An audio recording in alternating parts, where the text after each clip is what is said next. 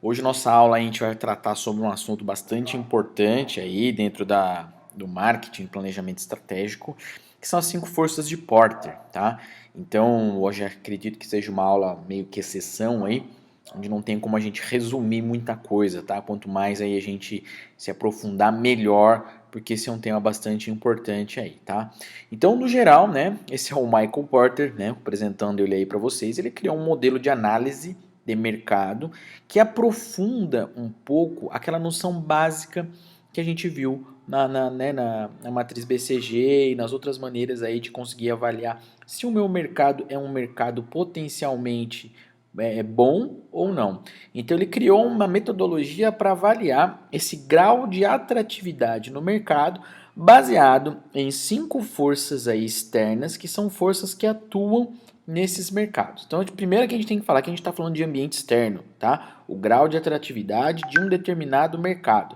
Então, eu vou considerar aí que esse trabalho é um trabalho do ambiente externo sobre o ambiente interno e que isso vai afetar diretamente a minha capacidade, a capacidade da minha empresa, tá certo? Então, qualquer uma dessas mudanças que acontecer dentro desse mercado vai acabar afetando a minha empresa de uma forma também direta, né? A gente está falando de uma força do ambiente externo que vai atuar sobre a empresa que está se propondo a trabalhar nesse determinado mercado aí, tá certo? Então, o objetivo inicial, tá, desse momento aí, então a gente pode dizer que tem 2 momentos, tá, quando a gente trabalha com 5 forças de Porter. Então, primeiro, eu preciso identificar e avaliar esse mercado. Tá legal? Então a gente vai ver aí, né, as 5 forças e primeiro vai identificar, tá certo? Então eu tenho essa ideia de que primeiro eu tenho que entender como é o ambiente competitivo em que eu estou inserido, depois eu traço as estratégias e por último eu vou tentar alcançar uma vantagem nesse mercado, no ambiente externo, né? Como eu já citei, o que a gente está fazendo aqui é analisar ou avaliar o grau de atratividade de um determinado mercado, de um determinado setor da economia, tá certo? Então essas são as 5 forças de Porter, tá? Nós temos aí ameaça de produtos, né, de empresas entrantes, nós temos ameaça de produtos em empresas substitutas, eu tenho o próprio mercado, os concorrentes, né, rivalidades aí nas barreiras de saída desse mercado, os fornecedores, né, o poder de barganha desses fornecedores e o poder de barganha, poder de compra praticamente, né, dos meus consumidores, dos meus compradores. Vamos ver individualmente um por um, tá? Então, primeiro, rivalidade entre concorrentes de segmento, né? Isso afeta muito as indústrias. Por quê? As indústrias elas costumam produzir em escala, elas produzem em grande quantidade. Então isso acaba determinando a competitividade para essas indústrias e os concorrentes desse próprio mercado aí, tá? E o que é a consequência disso? Geralmente as indústrias têm que investir muito em propaganda. E se eu invisto bastante em propaganda, logo eu vou ter uma guerra de preços, né? Porque eu vou ter que fazer compensar esse investimento, né? E isso vai custar bastante dinheiro, né? Então, preciso prestar bastante atenção nisso, tá? Porque na maioria das vezes, se eu tenho esse problema de competitividade, meu objetivo vai ser aumentar o share da empresa no mercado em que ela está atuando, tá? Então a gente está falando da rivalidade entre os concorrentes, tá? Então, geralmente aí, se isso acontece muito, né, eu tenho muita rivalidade, começa a se investir muito em propaganda, né, como pode ser uma das consequências?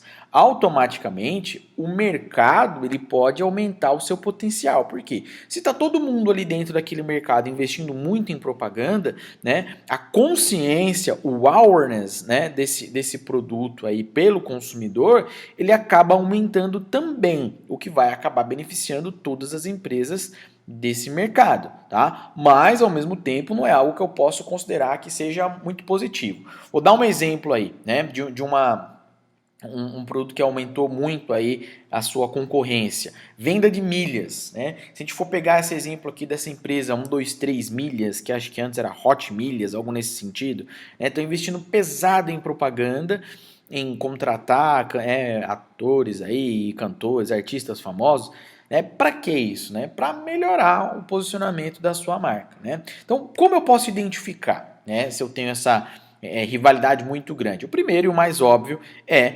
observando o share, né? Se eu tenho aquele share que é muito dividido de uma forma igual, eu não tenho líderes, eu não tenho o respeito àquela regrinha que a gente viu de 3 e 4 ali, fica bastante difícil de definir, né, quais são as estratégias, né? Eu não tenho nenhum tipo de referência, e aquilo que a gente conhece como dinâmicas comuns de mercado não são mais possíveis de serem previstas, tá? Nossa capacidade de determinar algum tipo de probabilidade de acontecer alguma ação no mercado diminui muito, né?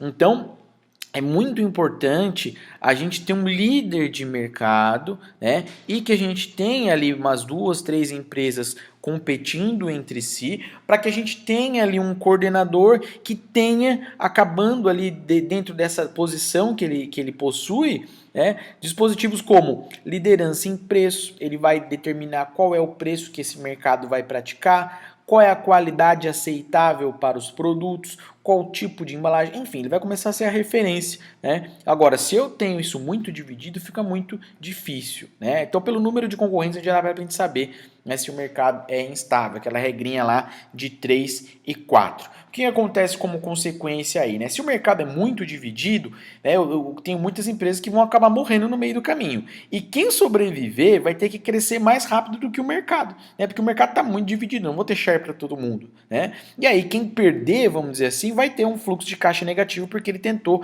investir muito para poder aparecer em um mercado competitivo, tá? Então todos praticamente, exceto os dois maiores ou os maiores rivais ali que estão competindo, vão ser perdedores, tá? Não é uma boa ideia. Uma outra questão aí, além da divisão muito grande, a diversidade entre os concorrentes, né? Se eu tenho concorrentes de tipos muito diferentes, né? Então, o exemplo que eu pego aqui, o mercado, né, de produtos cosméticos. Eu tenho empresas, por exemplo, como o Boticário, que optam por ter lojas próprias, né, e distribuem essas lojas em shopping, optam por um modelo de negócio bem diferente da Natura, ou a gente poderia falar da Avon, que trabalha com marketing direto e até foi obrigado, né, o Boticário a seguir mais ou menos o mesmo modelo. E eu tenho empresas também que vendem somente para profissionais e produtos mais especializados, como no caso aqui dessa Redken. Ou seja, eu não tenho um padrão de modelo de negócio no mercado. Então, cada empresa meio que faz uma coisa diferente, né? Então, as estratégias são muito diferentes. Então, também não é uma boa ideia um mercado como esse, né? Porque cada empresa vai reagir de uma maneira diferente, e as regras do jogo, como a gente fala aqui, vão acabar sendo um pouco mais aleatórias, né? Então, uma coisa que pode ser certa para uma empresa não vai ser certa para as outras, e aí isso vai gerar uma instabilidade muito grande, né? Outro aspecto também que aumenta muito a rivalidade, quando a gente tem um mercado que cresce pouco. Né? Se a gente tem um mercado que cresce pouco, eu vou precisar competir mais para poder pegar o share, porque eu não tenho perspectivas no ambiente externo, eu vou acabar competindo de uma forma um pouco mais feroz. Né? É muito normal a gente ter, vamos dizer assim, como eu coloquei aqui, o caminho mais fácil, né? Quando eu tenho um share baixíssimo, tem um mercado que não cresce, eu vou cortar o preço para tentar vender mais. Se eu corto o preço, eu vou ter uma baixa na lucratividade, né? E aí automaticamente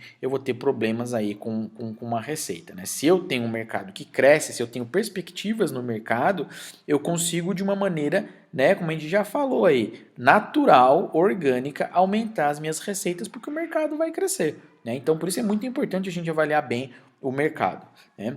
Outro aspecto aí que também força aí a rivalidade entre concorrentes, quando eu tenho custos fixos muito altos dentro da minha empresa. Então, como assim, professor? Se eu tenho lá, né, custos mensais muito altos para manter a minha empresa produzindo, ou né, determinado tipo de negócio aí em que mensalmente eu vou gastar muito para poder continuar com a minha empresa, automaticamente eu vou pensar na lógica do caminho mais simples também para a empresa, que é aumentar ao máximo a capacidade para ter eficiência. Então, putz, se é alto, eu vou produzir o máximo que eu consigo aqui, né, durante esse período aqui, que é o período de produção.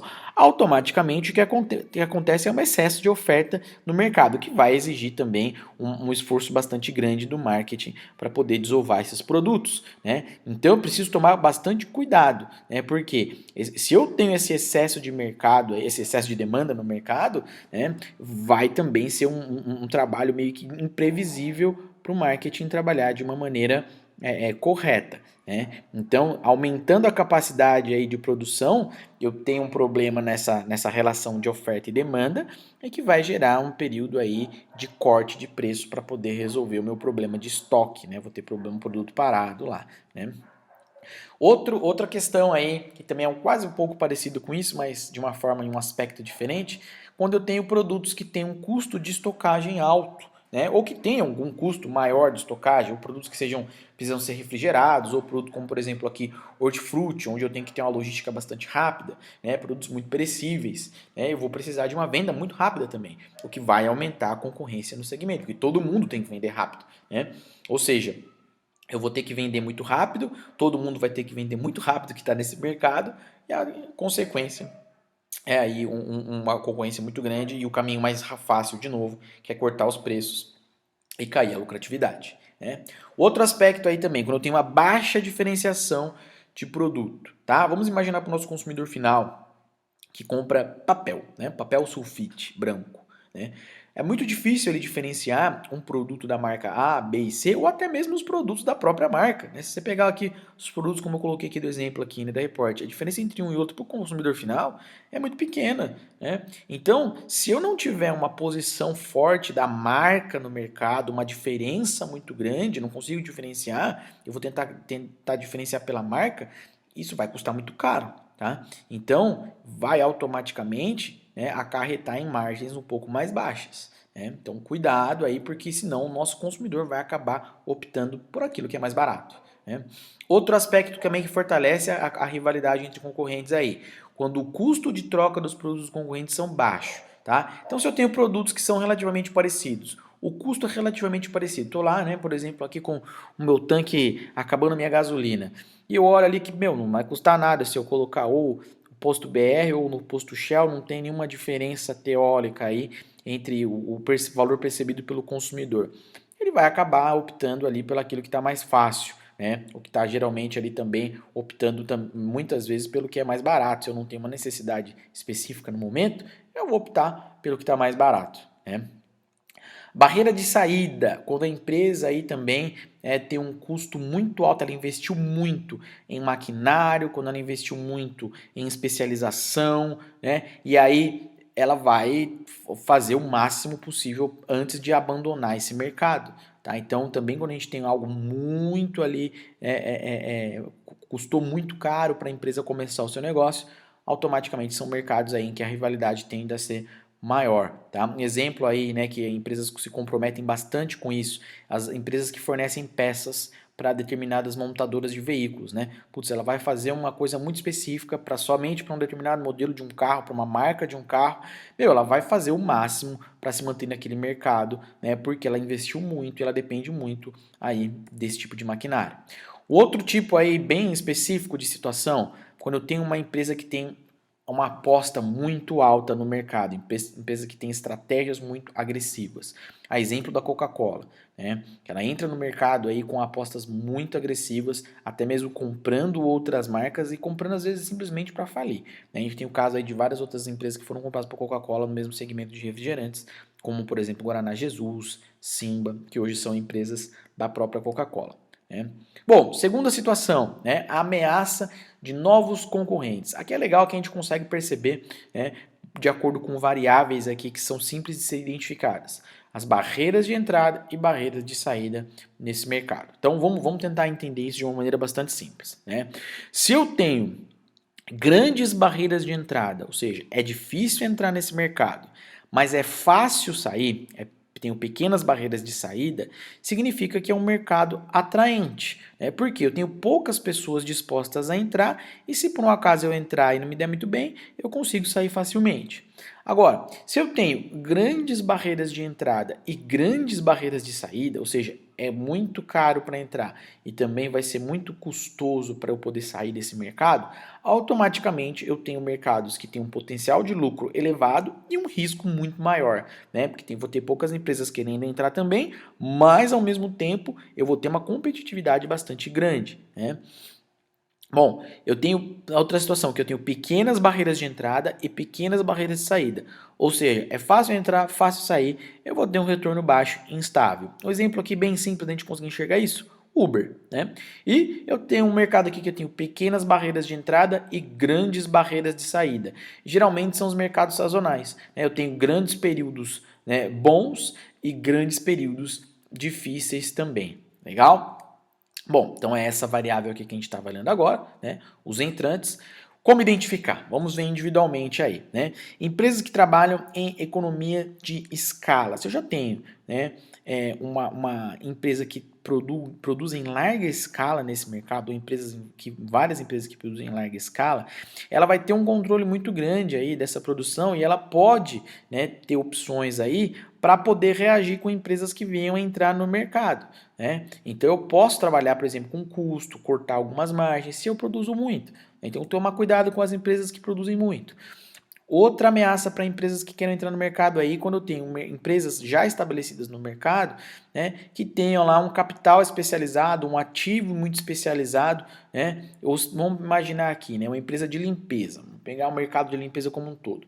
E a gente tem um segmento desse mercado que sejam as limpezas, né, que são feitas aí por pessoas que atuam como escaladores aqui nos prédios, né, fazendo limpeza de prédios de muitos andares aí. Com certeza houve uma especialização não só em equipamento, mas em recursos humanos, que com certeza que a empresa que quiser entrar nesse mercado vai sofrer uma reação bastante grande das empresas que já estão lá, né?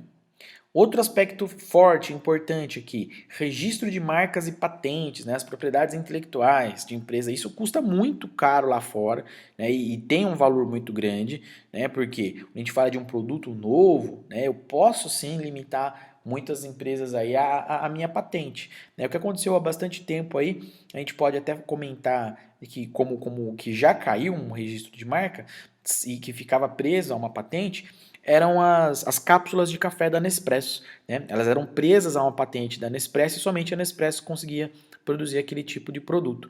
A partir do momento que a patente caiu, né, várias outras empresas começaram a produzir. Então, ao momento que eu ainda tenho uma patente de uma empresa operando aqui no mercado, eu crio uma barreira de entrada para novas empresas, né? Acesso a matérias-primas, isso aqui também é fortíssimo, né? Eu posso ter uma coisa extremamente inovadora, mas se eu tenho uma empresa já estabelecida que tem o controle das matérias-primas, vai ser muito difícil, né, eu conseguir entrar tranquilamente no mercado, né? Bom, vou dar um exemplo aí que eu acho que eu já até cheguei a dar, quando a gente fala de inovação, né? A Nutri, é a empresa que começou com as barrinhas de cereais no mercado, trouxe um produto extremamente inovador, não existia no Brasil. Mas quem talvez tinha mais acesso às matérias-primas aí, a Nutri ou a Ocker, né? Ou até mesmo a Nestlé, né? Com certeza a Nutri, né? A Nutrimental, a empresa Nutrimental, ela tem um tamanho muito menor e, lógico, tem um acesso muito menor também às matérias-primas, né? Então, ela durou até bastante tempo por ter um produto inovador, o produto Nutri, mas depois acabou sendo sufocado pelos seus concorrentes, né? Bom, quando a gente tem também empresas que têm acesso a subsídio de governo, né? E aí a gente tem que tomar muito cuidado com mercados em que a gente tem agências reguladoras muito fortes, tá? Anatel, Anvisa, enfim, elas podem atrapalhar muito e podem criar o que a gente chama aí de monopólios, né? Ela pode regular o mercado trazendo essa capacidade aí, que não é uma coisa muito ética, mas é que acontece, então cuidado, né? Bom, terceira situação, ameaça de produtos substitutos, né? Quando nós temos aí produtos substitutos, e aqui, né, a gente pode ter uma influência bastante grande aí quando a gente fala de tecnologia, tá? Produtos que dependem muito de tecnologia vão acabar sofrendo com essa ameaça de produtos substitutos, produtos de base tecnológica e acabam sofrendo muito, né? Então essa variável aqui que nós estamos falando, eu vou dar um exemplo bastante simples aqui que fala, né, sobre isso, né? Quando tivemos a popularização, né, das empresas aéreas aqui no Brasil, né? Com certeza aí, as empresas rodoviárias sofreram muito, algumas faliram e outras até mudaram de negócio, né? As maiores, aí, a Cometa, não sei se vocês conhecem, aí ela é a Gol, né? A Gol acabou, né, a Cometa foi que entrou nesse mercado aí como a Gol, né? Como eu identifico, né? Então, primeira situação aí, quando o custo-benefício, né, do produto é muito maior em relação ao substituto. Exemplo aí, né, para um fotógrafo profissional, imagina que ele tivesse que gastar com o equipamento, não só a câmera, né, analógica dele lá, mas filme, revelação, em relação a uma câmera digital, que eu tenho lá, né, uma possibilidade de ver as fotos, excluir, verificar se está boa ou não. Nossa, a relação de custo-benefício absurdamente maior, né?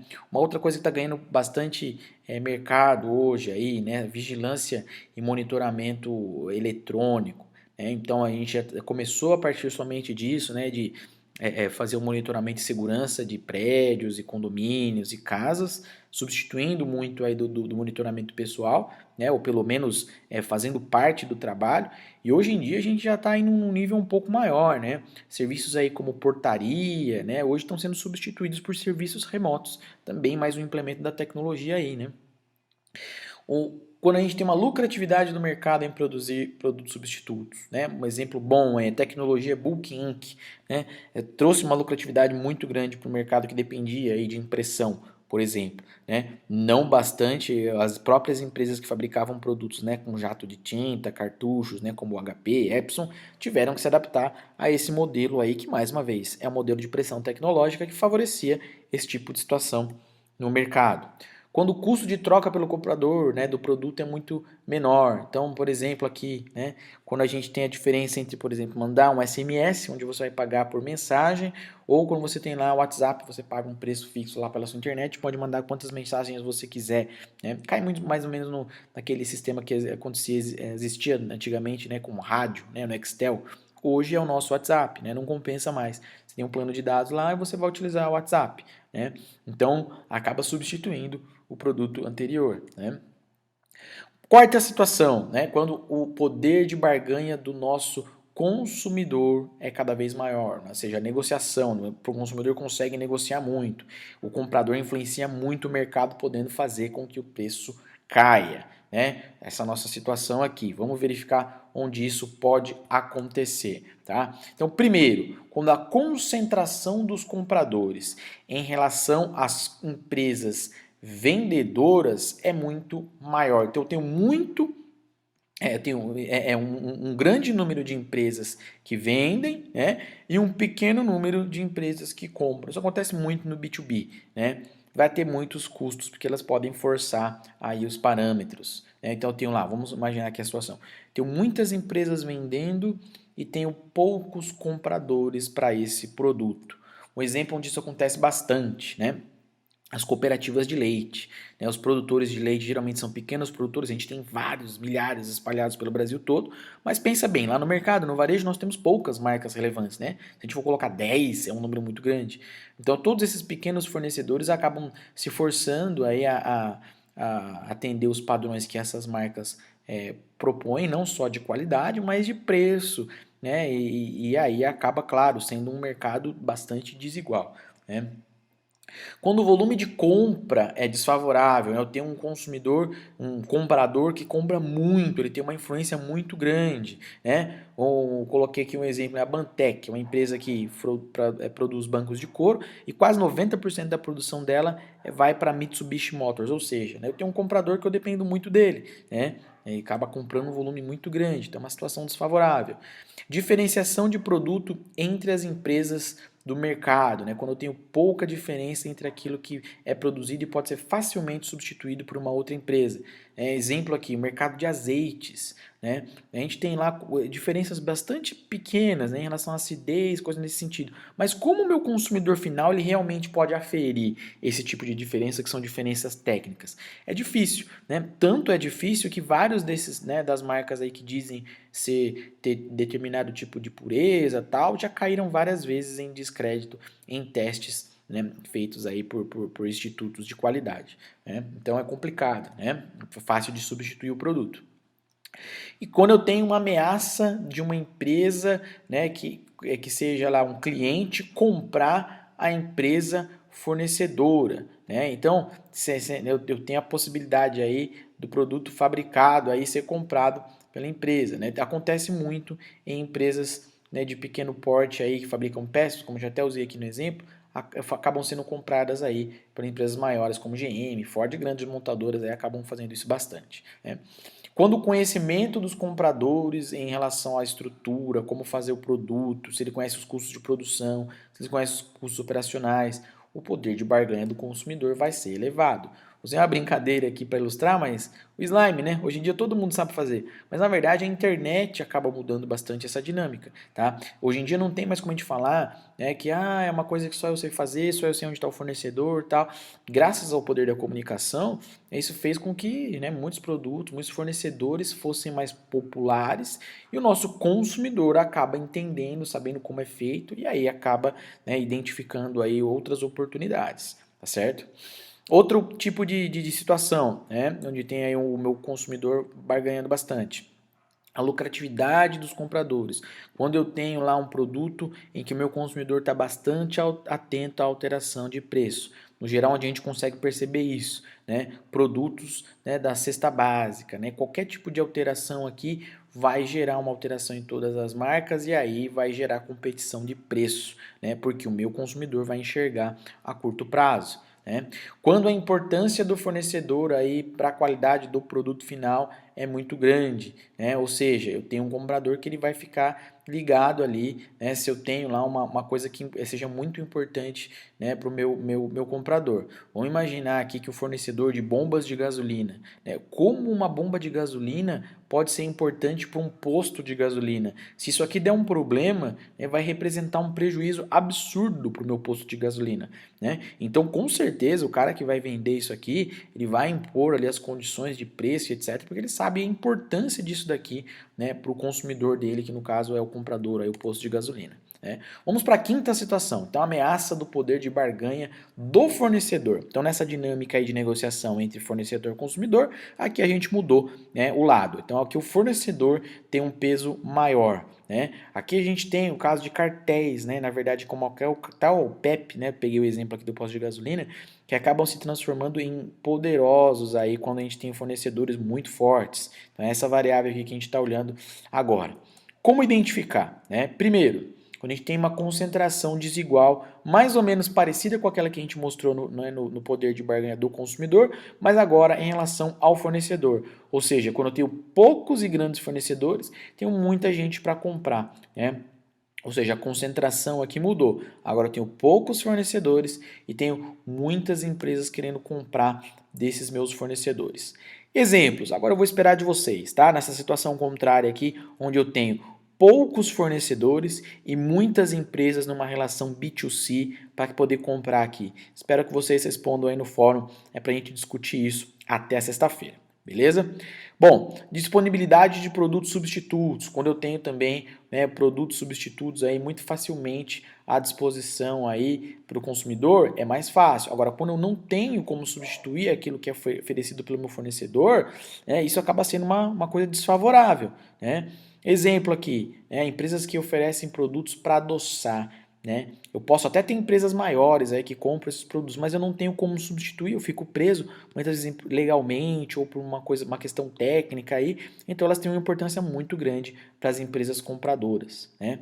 Quando o comprador tem uma importância muito grande para o fornecedor, né? Ou seja, vamos imaginar aqui para uma empresa que é fornecedora de papel, né? Qual a importância maior em relação ao comprador? Eu tenho lá um comprador que é um bazar, né? Uma papelaria, uma rede de papelarias, e eu tenho uma gráfica que compra toneladas de papel. É claro que ele vai dar importância muito maior para a gráfica, né? Então tem que tomar cuidado quando entra nesse tipo de mercado, né? Quando eu tenho aí também uma diferenciação e eu tenho um produto, né, para o meu fornecedor é muito especializado e eu não consigo substituir por outro tipo de produto no mercado. A gente tem aí exemplos, até um mercado que acontece isso de uma maneira muito comum, mercado de madeira. Né?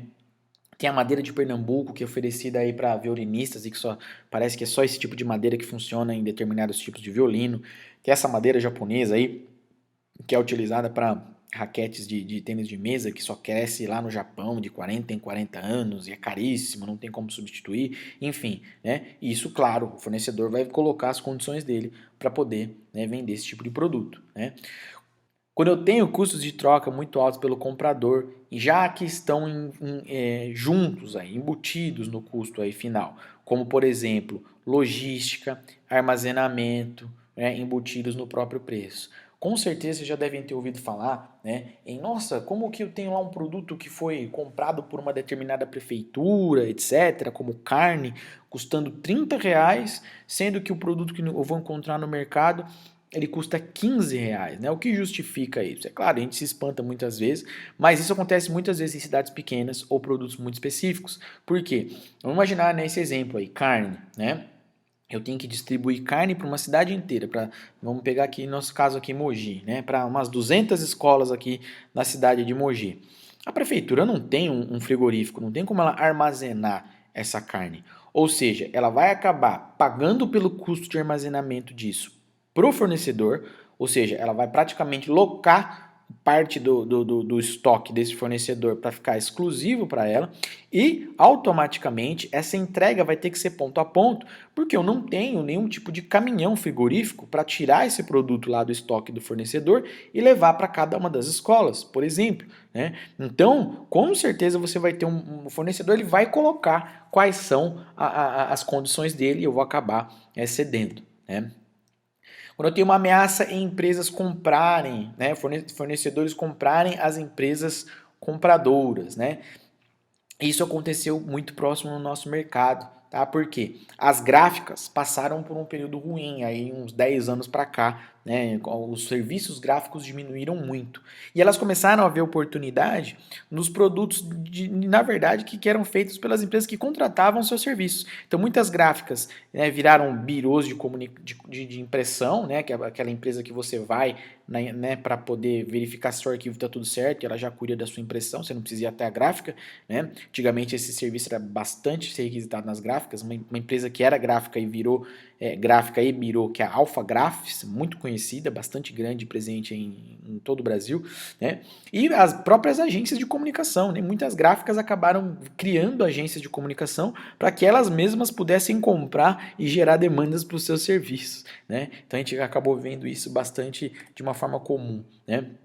Bom, então a gente tem aí, né, essas 5 forças em resumo: rivalidade entre concorrentes, barreiras de entrada dos concorrentes, poder de barganha dos nossos compradores, poder de barganha dos fornecedores e os bens substitutos. E agora, o que eu preciso fazer? A gente fez como a gente falou aí, verificou o impacto, uma análise qualitativa. Agora eu preciso quantificar isso. Então eu vou colocar uma nota para cada uma dessas 5 variáveis aí, das 5 forças de Porter. Então eu vou colocar uma nota de 0 a 10 nessa minha tabelinha aqui, onde a menor nota significa que eu tenho uma menor competição e a maior nota significa que eu tenho uma competição maior, certo? Então, quando eu faço essa tabelinha aqui, eu estou transformando isso que era qualitativo em algo quantitativo e vou conseguir identificar qual é a prioridade e qual é o total desse mercado aí, de como esse mercado pode ser avaliado, tá certo? Então, primeiro, isso serve para fazer uma avaliação de mercado, se eu vou entrar ou não em determinado mercado, para que eu faça uma soma, o total, né, e consiga avaliar em qual mercado é melhor eu atuar, beleza? Agora, se minha situação já é outra, eu já estou no mercado, eu não estou querendo entrar em um mercado, estou avaliando um mercado que eu já estou. Então eu tenho algumas opções, né? Por exemplo, avaliei, consegui verificar aqui qual é o meu problema principal dessas 5 forças de Porter. Então eu vou verificar aqui quais são as minhas possibilidades agora, estratégias. Então veja, primeiro eu fiz uma avaliação. Primeiro eu verifiquei qual é a minha maior influência das 5 forças de Porter e agora eu tenho opções estratégicas para poder agir. Então, primeiro, poder de barganha dos fornecedores. Eu posso aqui ter parcerias, gerenciamento de cadeia de suprimento, treinamentos, aumento da dependência desses fornecedores, conhecimento dos métodos, aquisição de um fornecedor. Para reduzir a barganha dos compradores, também parcerias, gerenciamento da minha cadeia de suprimentos, aumentar a lealdade, né, estratégias aí de fidelidade, aumento de incentivos e do valor agregado, trabalhar com a marca, mudança no foco e no preço das decisões de compra, contatos diretos com esses meus intermediários mais poderosos, né? Para reduzir as ameaças dos novos entrantes, aumento nas escalas, a gente viu que pode ser um problema aí ao mínimo eficiente, a criação de uma imagem de marca, patentes, né? A gente já viu aí alianças com produtos interrelacionados, estratégias amarradas com fornecedores, estratégias com os distribuidores, táticas de retaliação direta, né? Que a gente já viu aí que acontece quando a gente tem margens de crescimento pequenas, ameaça de produtos substitutos, ações legais, aumentos dos custos de troca entre um produto e outro, alianças aí com empresas, né? A gente pode chamar aí, que também acontece muito com as marcas parceiras para criar marcas mais fortes, pesquisas com os consumidores para aprender mais sobre as preferências, acentuação das diferenças, criar diferenças aí também ajuda bastante quando a gente tem produtos substitutos, né? E aí também a gente tem a situação, né, quando a gente tem a competição entre os próprios players do mercado, evitar a concorrência de preço, né, que é o básico, que acaba sendo o caminho mais fácil, então evitar esse caminho mais fácil, diferenciar o produto, reduzir o excesso da capacidade de mercado, focar em segmentos diferentes, né, a gente vai falar um pouco mais sobre isso aí mais para frente, segmentação e comunicação com os concorrentes. Legal, gente? Então passei, lógico, de forma rápida, porque essa aula também já é bastante tem bastante informação, né? Claro, se tiver em alguma dessas situações, voltem para que vocês possam encontrar aí. Esse tópico é bastante importante, bastante focado, né, nessa avaliação de mercado, que é algo muito importante para o profissional de marketing. Beleza, gente? Então, a aula de hoje foi isso. Um abraço e até a próxima aula.